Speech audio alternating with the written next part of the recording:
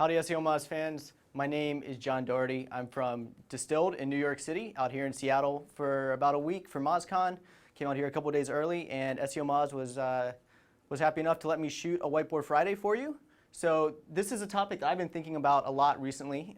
It's a topic of internal linking. Today in a post-Penguin world, we need to be careful about how we're linking to the other pages on our websites, right?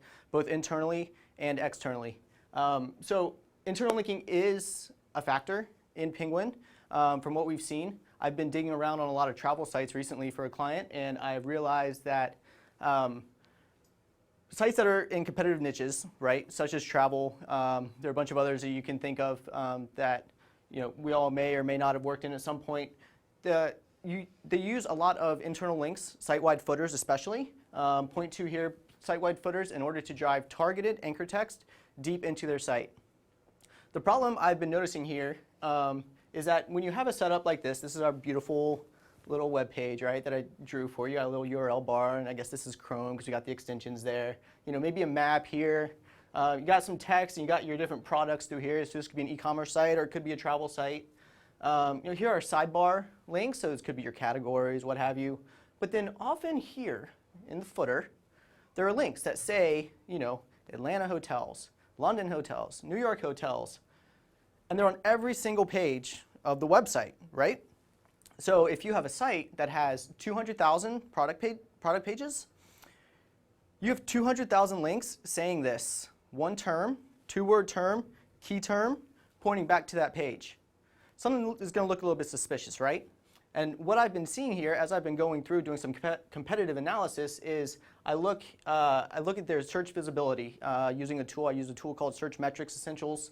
And I look, and a lot of them, their traffic is going up. It's ticking up, right? Get to the Venice update, which happened back end of March, beginning of April, which basically prioritized local content. This especially affected the travel industry. So category pages weren't ranking quite as well. They were bumping up the most well-linked to individual hotel pages, what have you. And so traffic dropped for most of them. Almost every single travel site I've seen, traffic dropped. It happens. Google made an algorithm change.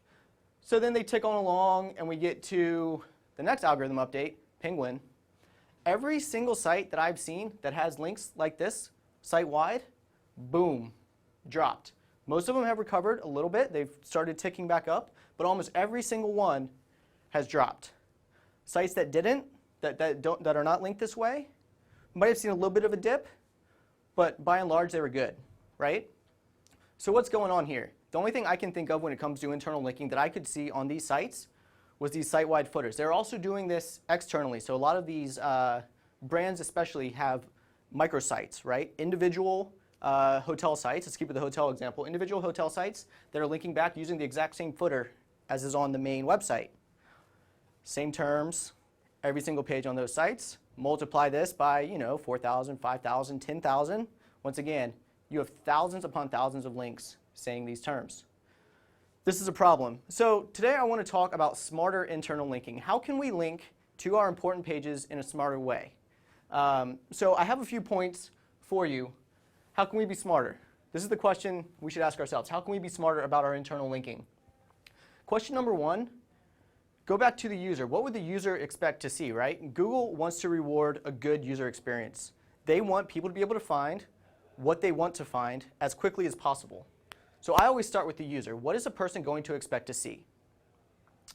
And then from an SEO perspective, I think which pages are the most competitive, right? You go and you do your keyword research, maybe use SEO Moz keyword difficulty tool, you look at the SERPs, you figure out which sites are ranking, you look at all the links that they have, which ones are going to be the hardest to rank for, right? And especially if you're working in-house, you probably know what this is. You can probably think off the top of my head, like, oh yeah, I know this keyword.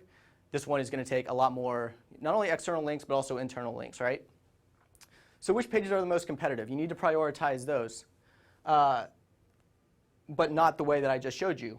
And the third point is think about your taxonomy. So think about the page types on your site. I've drawn out here a little site architecture for you, right? So we start with our home page, and then this is another page type of ours, right? The category, and then we have the product, and then we say have the product detail. So if we're keeping with the hotels example, it's going to be your home page, domain.com, your category, domain.com/London hotels or language/London hotels, what have you. Product, so this is going to be a hotel page, right? Product detail, this could be like, amenities for the hotel or something like that. It's a sub-page of your product page. So obviously, these are going to be your most important pages, right? They're hiring your site architecture. They're going to be more useful to the users. These are going to be the ones Google wants to serve up for the competitive search terms. So we link to as many of those as we can off the homepage, right? But if you have 1,000 of them, how are you going to be able to do that, right? If you have hotels in every single city in the United States, there's no way you can link to all of them from your homepage, nor would you want to, right? You're diluting your link equity basically irreparably. So here's another category page. This guy's sad. He's like, what's going on? I'm getting no love at all. And then he's got product pages underneath of there who are also getting no love. I'm not going to link. First of all, this isn't going to be my most competitive term, right? It's probably going to be like second tier competitiveness. I'm not going to link to this guy. Let's say, this is London, this is Atlanta, this is New York, this is Boston, right? I live in New York, and there's a New York-Boston little feud going on. So we'll make Boston second class. If you're from Boston, I apologize. I love you guys. But I don't want to link to the Boston page necessarily from the London page, right? From an individual London product page. But it might make sense for me to link to it. It will make sense for me to link to Boston from New York, from Philadelphia, etc. Same thing. If this is Atlanta and this is New York, I don't necessarily want to link to it. Or London and New York, I don't necessarily want to link to an individual New York hotel page, but I may want to link to the New York hotel page from Boston and vice versa, right? We're joining these two up. Or if I know I need to prioritize Boston a little bit, I'm just going to link to it from New York because that has more link equity going to it because it's more of a direct line from the home page. So be thinking about some creative ways that you can do this, right? Some creative ways that you can link between your different, between your page types, between your important pages. Some that I've seen that are working, especially in the travel industry right now, are sidebars. So once again, these are not site-wides. Most of them are doing it in the form of popular products or popular locations, trending locations, something like that, where a lot of them, I think they update them semi-frequently. At least if I was doing it, I would update them semi-frequently. Keep the main ones, keep like London, Boston, et cetera. Keep your very competitive ones, but then you can switch them as other keywords become competitive. Or if people are going to, they're going to New York for Christmas, right? You can switch that out and you can prioritize that page for a while to get that ranking right before the Christmas holiday hits. Here's a little pro tip for you, something that I've been seeing working. This isn't necessarily internal linking, it's like quasi-internal linking. Think about your CCTLDs. If you have, your company is in the US or in the UK, in France, etc. Think about how you can use these CCTLDs to link back to these pages from the relevant page on that CCTLD. So you've got domain.co.uk/London hotels with UK English, domain.com/London hotels with US English. Think about how you can link from this page, from this London hotels page, back to this page. So you're still driving the targeted links, right? You could do it to an image. I've seen some sites doing it with all of the countries down in the footer. So on that UK page, if you mouse over the US, it says London hotels pointing back. Super smart way to do it. They don't do that site-wide. And so they're able to drive those targeted links back from a different domain. So those are going to be very valuable for them. One last thing that I mentioned briefly at the beginning here was beware of your microsites. Beware of your microsite site-wide links. If you have site-wides on your microsites, as well as on your main site, this is exactly the kind of thing that Google can easily figure out. They can see everything, right? They can see the code, they can see the way that it's structured, they can look at the who is information, and of course, we can do things to try to finagle and try to trick Google, but those are only going to last for the short term. So think about building for the long term. Microsite site-wides are not really working anymore from what I've seen.